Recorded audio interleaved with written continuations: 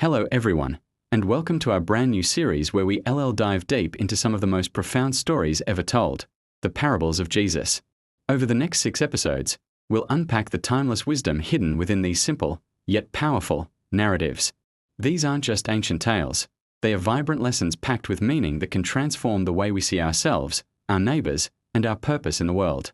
From fields and seeds to lost sheep and hidden treasures, each parable offers a unique window into a deeper spiritual reality. So, get ready to explore these incredible stories with fresh eyes and an open heart. Let's begin this journey together. Our first stop is the parable of the sower. Imagine a farmer heading out to his field, a bag of seeds slung over his shoulder. As he walks, he scatters the seed everywhere. Some of it falls on a hard path, and right away, birds swoop down and eat it up. This represents people who hear the message but don't understand it, and the world quickly snatches it away. Then, some seed lands on rocky ground. It sprouts up fast, full of life. But because there's no deep soil, the sun scorches the young plants, and they wither away. This is like someone who receives the message with joy, but when challenges or persecution come, their initial enthusiasm fades because their faith has no roots. Next, the sower casts his seed among thorny bushes. The seeds sprout, but the thorns grow up alongside them, choking the life out of the plants until they can't produce any grain. Jesus explained that these thorns are the worries of this life and the deceitfulness of wealth. They distract us and pull our attention away, preventing the message from truly flourishing in our hearts. We get so caught up in daily anxieties and the pursuit of more stuff that the spiritual growth gets choked out. It's a powerful image of how easily we can be sidetracked from what truly matters. But the story doesn't end there. Finally, some seed falls on good, fertile soil. This seed not only sprouts but grows strong, producing a crop that multiplies 30, 60, or even 100 times what was sown. This represents the person who hears the message, truly understands it, and accepts it into their heart. Their life becomes fruitful, producing a harvest of good deeds, love, and positive change. This parable isn't just about farming, it's a mirror for our own hearts. It asks us, what kind of soil are you? Are you allowing life's distractions to steal your potential, or are you cultivating a heart ready to receive and grow? In our second episode, we turn to one of the most famous parables, the Good Samaritan. The story starts with a simple but profound question posed to Jesus: who is my neighbor? In response, Jesus tells a story about a man traveling from Jerusalem to Jericho, a notoriously dangerous road. As feared, he is attacked by robbers who strip him, beat him, and leave him for dead on the side of the road. Soon, a priest comes along. You'd expect him to help, right?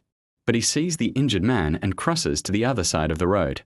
Then, a Levite, another respected religious figure, does the exact same thing. He sees the suffering man but walks on by. Their inaction is shocking. These were the people everyone expected to be righteous and compassionate. But then, someone completely unexpected enters the scene, a Samaritan. In that time, Jews and Samaritans despised each other. They were historical and cultural enemies. Yet, when this Samaritan sees the beaten man, he doesn't see an enemy. He sees a human being in desperate need. He is filled with compassion. He goes to the man, bandages his wounds with oil and wine, and puts him on his own donkey. He doesn't just offer a quick fix. He personally invests in this stranger's well-being. The Samaritan's care doesn't stop there.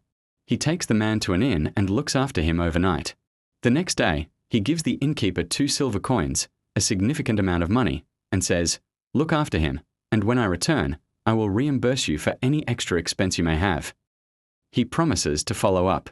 Jesus then asks the expert in the law, which of these 3 do you think was a neighbor to the man who fell into the hands of robbers? The answer was clear, the one who had mercy. The lesson is radical. Our neighbor isn't defined by race, religion, or social status. Our neighbor is anyone we encounter who is in need. True compassion crosses boundaries and takes action. Now, for our third episode, let's explore the tender parable of the lost sheep. Jesus tells this story to a group of religious leaders who were grumbling because he welcomed and ate with sinners. He asks them, suppose one of you has 100 sheep and loses one of them. Doesn't he leave the 99 in the open country and go after the lost sheep until he finds it? The logic is counterintuitive. Why risk 99 safe sheep for just one that has wandered off? But that's the point. To the shepherd, every single sheep matters. The one is not expendable. The flock is not complete without it. The story highlights the shepherd's relentless pursuit. He doesn't just wait for the sheep to find its way back. He actively searches, climbing over rocks and looking through bushes, calling out for his lost one. This isn't a casual search. It's a mission driven by love and a sense of responsibility. And when he finally finds it, what is his reaction? Is he angry or frustrated? Not at all. The Bible says, he joyfully puts it on his shoulders and goes home. There's no scolding, only pure, unadulterated joy. The weight of the sheep on his shoulders is not a burden, but a trophy of his successful rescue. When the shepherd arrives home, he calls his friends and neighbors together and says, "Rejoice with me, I have found my lost sheep." The recovery of the one is a cause for a community celebration. Jesus concludes the parable by saying, "I tell you that in the same way there will be more rejoicing in heaven over one sinner who repents than over 99 righteous persons who do not need to repent." This story is a beautiful illustration of God's heart. It shows us a God who actively seeks out those who are lost, who feels that the family isn't complete without them, and who celebrates wildly when they are found and brought back home. It tells us that no one is insignificant. In our 4th episode, we examine the powerful parable of the mustard seed.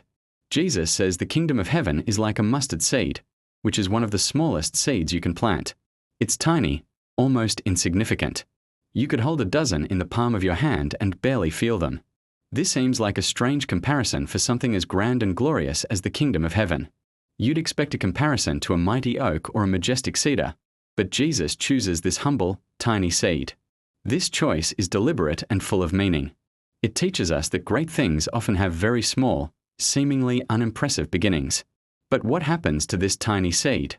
Jesus continues, "Though it is the smallest of all seeds, yet when it grows, it is the largest of garden plants and becomes a tree." This tiny speck holds within it the potential for enormous growth. It doesn't stay small. With the right conditions, soil, water, and sun, it undergoes a miraculous transformation. It grows into a large plant, so big that it can be called a tree. This illustrates the expansive, unstoppable nature of God's kingdom. It may start with a small act of faith, a quiet prayer, or a handful of believers, but it is destined to grow into something vast and influential. The parable ends with a beautiful image so that the birds come and perch in its branches. The fully grown mustard plant provides shelter and a resting place for the birds. It becomes a source of refuge and community. This signifies that the kingdom of heaven is not exclusive. It grows to become a welcoming and inclusive space for all. It offers a home and a place of belonging to people from all walks of life. This simple story gives us hope. It reminds us not to despise small beginnings, whether in our own faith journey or in the world around us.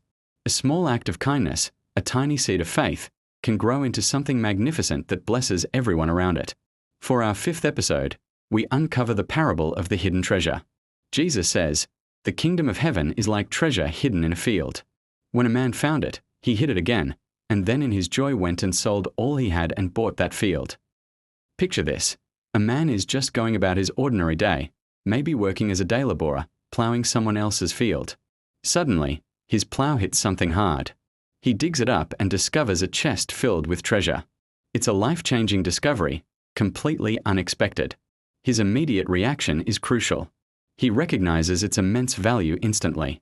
He doesn't hesitate. He reburies the treasure to keep it safe. Then, the parable says in his joy, he goes and sells everything he owns.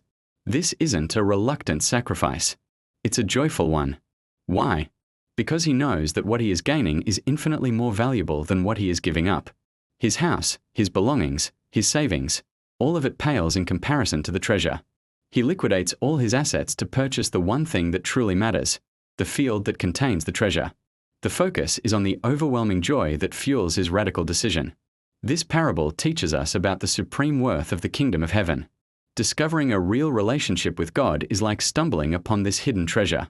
It might happen unexpectedly, but once you see its true value, it changes all your priorities. Everything else you once valued becomes secondary. Following Jesus might require us to sell all we have, to let go of old habits, ambitions, or attachments. But it's not a joyless transaction. It's a joyful exchange, trading things of lesser value for something of eternal, immeasurable worth. The parable asks us, have we found this treasure? And if so, what are we joyfully willing to give up to possess it fully? In our final episode, we arrive at the parable of the wise and foolish builders. Jesus concludes his famous Sermon on the Mount with this memorable story. He presents two builders who both decide to build a house. On the surface, their projects might look identical. The choice they make, however, is fundamentally different and has dramatic consequences. One builder, whom Jesus calls wise, digs deep and lays his foundation on solid rock. This is hard work. It takes time, effort, and foresight. It's the part of the construction that no one sees, but it's the most important part of the entire structure. The other builder, whom Jesus calls foolish, takes a shortcut. He builds his house directly on the sand. It's quicker, it's easier, and the house probably goes up much faster. From the outside, his house might look just as good as the wise builder's house, maybe even better for a while. For a time, both houses stand, and the foolish builder might even mock the wise one for all his extra, seemingly unnecessary work. But the true test of a foundation doesn't come on a sunny day. It comes when the storm hits. And a storm does come. The rains pour down, the streams rise, and the winds blow and beat against both houses. The house built on the sand can't withstand the pressure. Its foundation gives way, and Jesus says, it fell with a great crash. A total and catastrophic collapse. But the house with its foundation on the rock stands firm. It endures the storm because it was built on something solid and unshakable. Jesus explains that hearing his words is not enough. The wise builder is the one who hears his words and puts them into practice. The foolish builder hears the same words but ignores them. This parable is a powerful final call to action. It challenges us to not just be hearers of the word, but doers.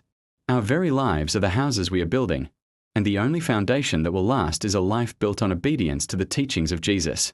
Thank you so much for joining us on this journey through the parables of Jesus. From the sower's seeds to the builder's foundation, these stories have challenged and inspired us. We hope they've given you a fresh perspective and something meaningful to reflect on. If you've enjoyed this series, please like, share, and subscribe to our channel for more content like this. We'd love to hear from you in the comments below. Which parable resonated with you the most? Thanks for watching, and we'll see you next time.